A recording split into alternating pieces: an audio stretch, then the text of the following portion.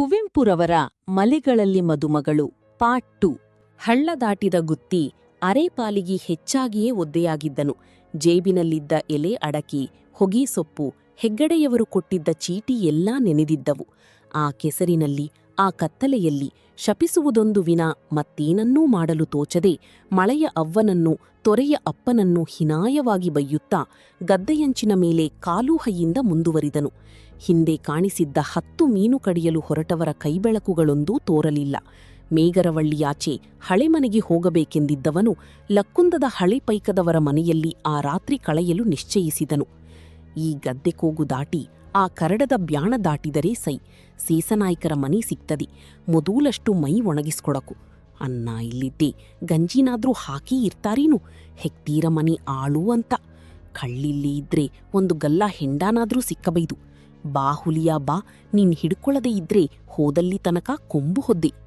ಲಕ್ಕುಂದದ ಹಳೆ ಪೈಕದ ಸೀಸನಾಯ್ಕನ ಮನೆಯ ಜಗಲಿಯ ತುದಿ ಕೆಸರಲಿಗೆಯ ಮೇಲೆ ಹಾಸಿದ್ದ ಕರಿಗಂಬಳಿಯ ಮೇಲೆ ಮುಂಡಿಗೆಗೆ ಒರಗಿ ಎದುರುಬದುರಾಗಿ ಕುಳಿತು ಸೀಸನಾಯ್ಕನು ಅವನ ನೆಂಟಬಾವ ಸೀತೂರು ತಿಮ್ಮನಾಯ್ಕನು ಗಹನ ಸಂಭಾಷಣೆಯಲ್ಲಿ ಮಗ್ನರಾಗಿದ್ದರು.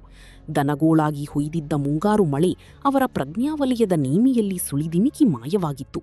ಅಡಕಿಯ ಸೋಗೆಗರಿ ಹೊದಿಸಿದ್ದ ಮಾಡಿನಿಂದ ಇರಿಚಲು ಬೀಸಿದಾಗ ಅಭ್ಯಾಸಬಲದಿಂದ ಸ್ವಲ್ಪ ದೂರ ಸರಿದು ಕುಳಿತಿದ್ದರೇ ವಿನ ಮಾತಿನ ಕಳ್ಳನ್ನು ಹೀರುತ್ತಿದ್ದ ಮನಸ್ಸಿನ ಬಾಯಿಗೆ ಒಂದಿನಿತೂ ವಿರಾಮ ಕೊಟ್ಟಿರಲಿಲ್ಲ.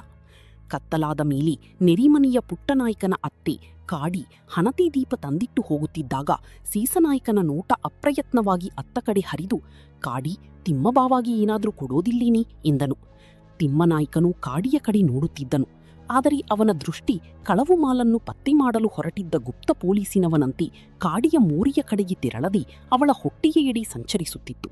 ಅದೇ ಕಾರಣವಾಗಿಯೇ ಸೀತೂರು ಸೀಮೆಯ ಹಳೆ ಪೈಕದವರ ಪ್ರತಿನಿಧಿಯೂ ಮುಖಂಡನೂ ಆಗಿದ್ದ ಅವನು ಆ ದಿನ ಲಕ್ಕುಂದಕ್ಕೆ ಬಂದಿದ್ದನು. ಲಕ್ಕುಂದದ ಜಮೀನಿನಲ್ಲಿ ಮುಕ್ಕಾಲು ಪಾಲು ಸಿಂಬಾವಿ ಭರಮೈ ಹೆಗ್ಗಡೆಯವರಿಗೆ ಸೇರಿತ್ತು. ಇನ್ನುಳಿದ ಕಾಲುಪಾಲು ಹಳೆ ಪೈಕದ ಸೀಸನಾಯ್ಕನ ಸ್ವಂತದ್ದಾಗಿತ್ತು. ಸಾಧಾರಣವಾಗಿ ಒಕ್ಕಲಿಗ ಒಡೆಯರ ಒಕ್ಕಲುಗಳಾಗಿದ್ದುಕೊಂಡು ಬಗನಿಯ ಮರದಿಂದ ಕಳ್ಳು ಇಳಿಸಿ ಕುಡಿದು ಮಾರಿ ಜೀವನ ಮಾಡುವ ಕಳೈಪೈಕದವರಿಗೆ ಅವರಿಗೆ ದೀವರು ಎಂದು ಹೆಸರೂ ಉಂಟು. ಸ್ವಂತ ಜಮೀನಿರುವುದು ಬಹಳ ಅಪೂರ್ವ, ಮಹಾ ಅನಾಚಾರವೆಂದು ಅನೇಕರ ಮನಸ್ಸು. ವೇದ ಕಲಿಯುವುದು ಶೂದ್ರರಿಗೆ ಹೇಗೆ ನಿಷಿದ್ಧವೋ ಹಾಗೆಯೇ ಸ್ವಂತ ಜಮೀನ್ ಮಾಡುವುದು ಹಳೆಪೈಕದವರಿಗೆ ನಿಷಿದ್ಧ ಎಂದು ಒಕ್ಕಲಿಗರಾಗಿದ್ದ ಹೆಗ್ಗಡೆ ಗೌಡನಾಯಕರುಗಳೆಲ್ಲ ಸೇರಿ ತೀರ್ಮಾನ ಮಾಡಿದ್ದರು. ಅಷ್ಟೇ ಅಲ್ಲದೆ ಮದುವೆ ಸಂಭ್ರಮಗಳಲ್ಲಿ ಹಳೆಪೈಕದವರು ಒಕ್ಕಲಿಗರನ್ನು ಯಾವ ವಿಧದಲ್ಲಿಯೂ ಅನುಕರಿಸಕೂಡದೆಂದು ಮಾಮೂಲು ಕಟ್ಟಾಗಿತ್ತು. ದಿಬ್ಬಣದಲ್ಲಿ ಮದುವೆಯ ಗಂಡು ಕುದುರೆಯ ಮೇಲೆ ಸವಾರಿ ಮಾಡಬಾರದು. ದಂಡಿಗೆಯ ಮೇಲೆ ಕೂತರಂತೂ ಮದುಮಕ್ಕಳಿಗೂ ದಿಬ್ಬಣದವರಿಗೂ ಉಳಿಗತಿಯಿರಲಿಲ್ಲ. ಈ ಚರ್ಚೆ ಸರ್ಕಾರದವರಿಗೂ ಹೋಗಿ ಅದೂ ಒಕ್ಕಲಿಗರ ಪರವಾಗಿಯೇ ತೀರ್ಮಾನ ಕೊಟ್ಟಿದ್ದರಿಂದ ಮಾಮೂಲಿಗೂ ಮಾತ್ಸರ್ಯಕ್ಕೂ ಕಾನೂನಿನ ಮುದ್ರೆ ಬೇರೆ ಬಿದ್ದಿತ್ತು. ಸರ್ಕಾರದ ಇತ್ಯರ್ಥಕ್ಕೆ ಕಾರಣ ನ್ಯಾಯಪಕ್ಷಪಾತವಾಗಿರಲಿಲ್ಲ, ಬಲಪಕ್ಷಪಾತವಾಗಿತ್ತು. ಬಲಿಷ್ಠರು ಬಹುಸಂಖ್ಯೆಯವರೂ ಆದವರ ಕಡೆ ಸರ್ಕಾರವಿದ್ದರೆ ಅದಕ್ಕೂ ಕ್ಷೇಮ, ನ್ಯಾಯ ರಕ್ಷಣೆಯೂ ಸುಲಭ ಸಾಧ್ಯ.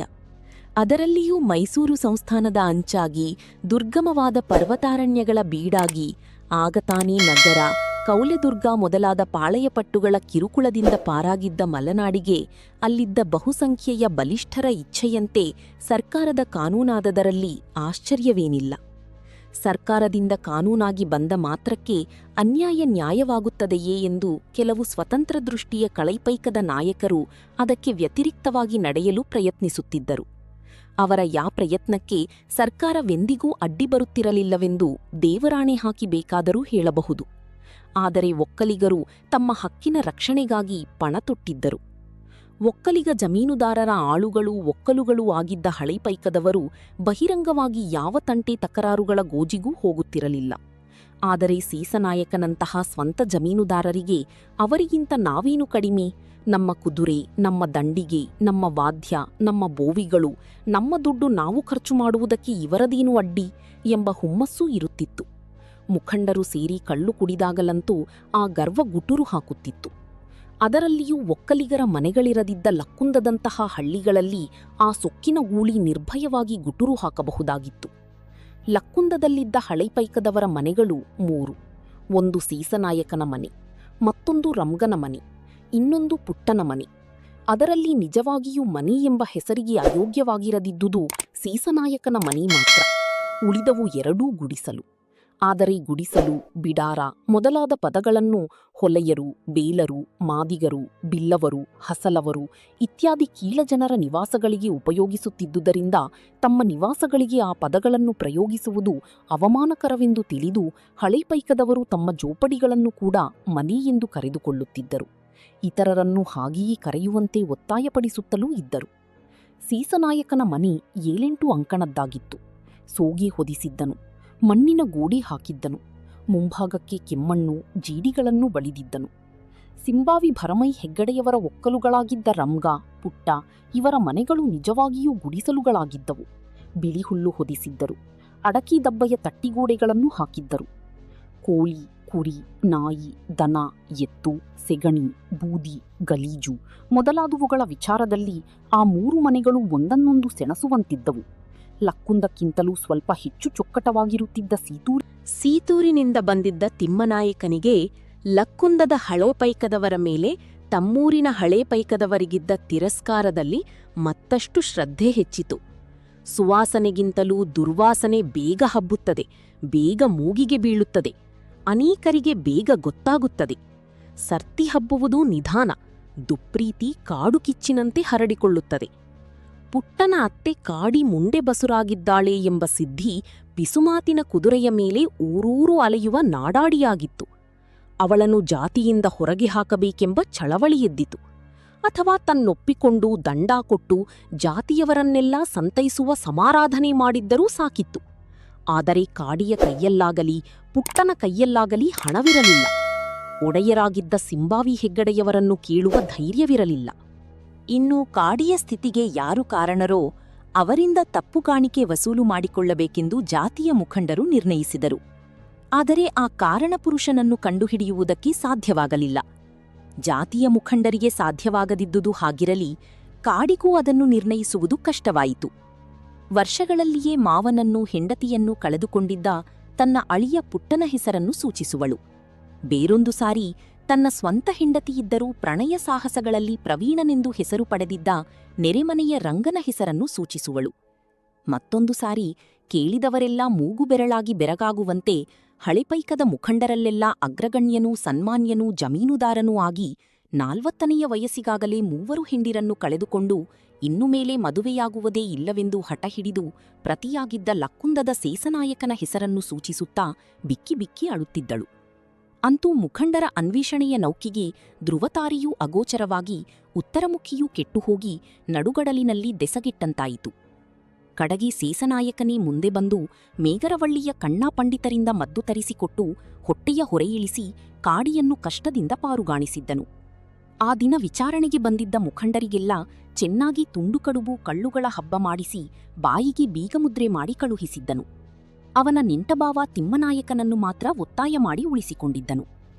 ಕಾಡಿಯ ವಿಚಾರಣೆಗಾಗಿಯೇ ಆ ದಿನ ಬೆಳಿಗ್ಗೆ ಲಕ್ಕುಂದದಲ್ಲಿ ಸೇಸನಾಯಕನ ಮನೆಯಲ್ಲಿ ಸೇರಿದ್ದ ಮುಖಂಡರು ಅದೊಂದನ್ನು ಬಿಟ್ಟು ಉಳಿದ ಅನೇಕ ವಿಚಾರಣೆಗಳನ್ನು ಚರ್ಚಿಸಿದ್ದರು. ಕಾರಣವೇನೆಂದರೆ ಅನೇಕರಿಗೆ ಕಾಡಿಯ ಆ ಸ್ಥಿತಿಗೆ ಸೇಸನಾಯಕನೇ ಕಾರಣನಾಗಿದ್ದಾನೆ ಎಂಬ ಒಳಗುಟ್ಟು ಹೊಳೆಯತೊಡಗಿತ್ತು.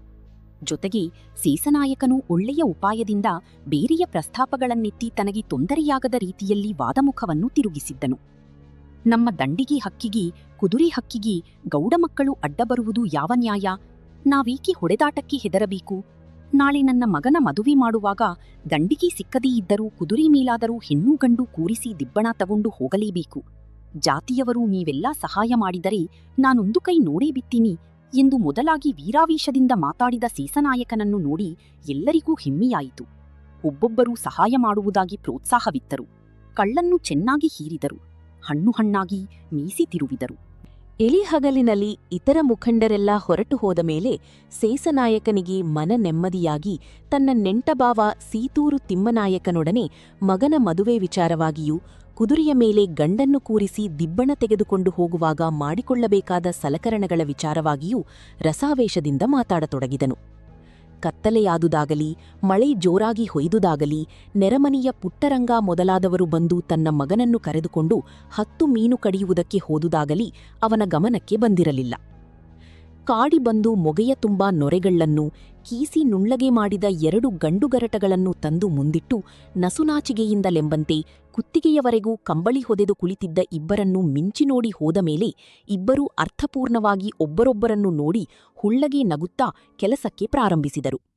ಸೆಸನಾಯಕನು ಹುಳಿಗಂಪಿನ ನರುಗಳನ್ನು ಕರಟ ತುಳುಕುವಷ್ಟರ ಮಟ್ಟಿಗೆ ಬೊಗ್ಗಿಸಿ ತುಂಬಿ ತಗಾಳಿ ತಗಾಳಿ ನೋಡಾದು ಬಾವಾ ಎಂದನು.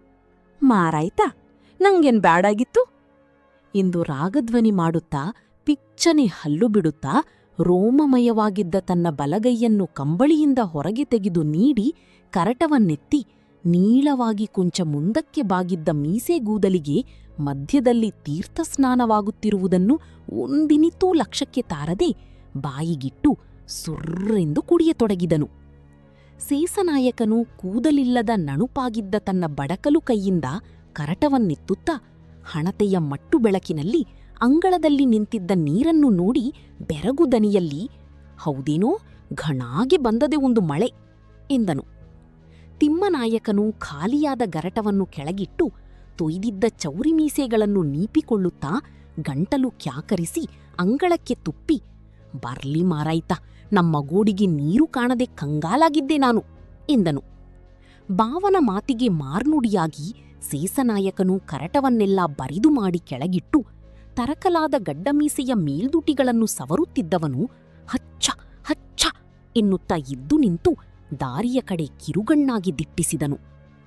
ದದ್ದು ಹಿಡಿದು ಬಡಕಲಾದ ಬೂದಿಬುಕ್ಕಗಳಾಗಿದ್ದ ಅವನ ಮನೆಯ ನಾಯಿಗಳು, ರಂಗಪುಟ್ಟರೆ ಮನೆಯ ನಾಯಿಗಳು ಒಟ್ಟಿಗೆ ಸೇರಿ ಬಾಯಿ ಬಡುಕೊಳ್ಳುವಂತೆ ಕೂಗತೊಡಗಿದ್ದುವು. ಸೇಸನಾಯಕನು ನೋಡುತ್ತಿದ್ದ ಹಾಗೆ ಕತ್ತಲೆಯ ಗರ್ಭದಿಂದ ಹೊಮ್ಮಿದ ನಾಯಿಗುತ್ತಿ ದೀಪದ ಬೆಳಕಿನ ಮಬ್ಬುವಲಯಕ್ಕೆ ಮೂಡಿಬಂದನು. ಬಲಗಡೆಗೆ ನಸುಬಾಗಿ ತನ್ನ ದೈತ್ಯನಾಯಿಯ ಕುತ್ತಿಗೆಯನ್ನು ಬಲಗೈಯಲ್ಲಿ ತಬ್ಬಿ ಹಿಡಿದುಕೊಂಡೇ ಬರುತ್ತಿದ್ದವನು ಸೇಸನಾಯಕನ ಪ್ರಶ್ನೆಗೆ ನಾನು ಕೇಗುತ್ತಿ ಎಂದನು. ಕಂಡ ಹಾಗೆ ಇದೆಯಲ್ಲ, ನೀನು ಹೋದಲ್ಲಿ ತನಕ ಆ ನಾಯಿ ಯಾಕೆ ಕರ್ಕೊಂಡೋಗ್ತೀಯೋ ಮಾರಾಯ್ಯ ಎಂದನು ತಿಮ್ಮನಾಯಕ.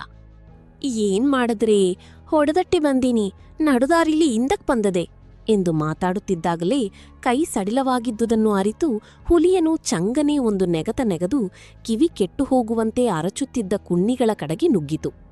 ನುಗ್ಗಿತೋ ಇಲ್ಲವೋ, ಸತ್ತೇನೋ ಕೆಟ್ಟೇನೋ ಎಂದು ಆ ದದ್ದು ಹಿಡಿದ ಬಡಕಲು ಕಂತ್ರಿ ನಾಯಿಗಳು ದಿಕ್ಕಾಪಾಲಾಗಿ ಕೂಗಿಕೊಳ್ಳುತ್ತಾ ಓಡಿಹೋದವು.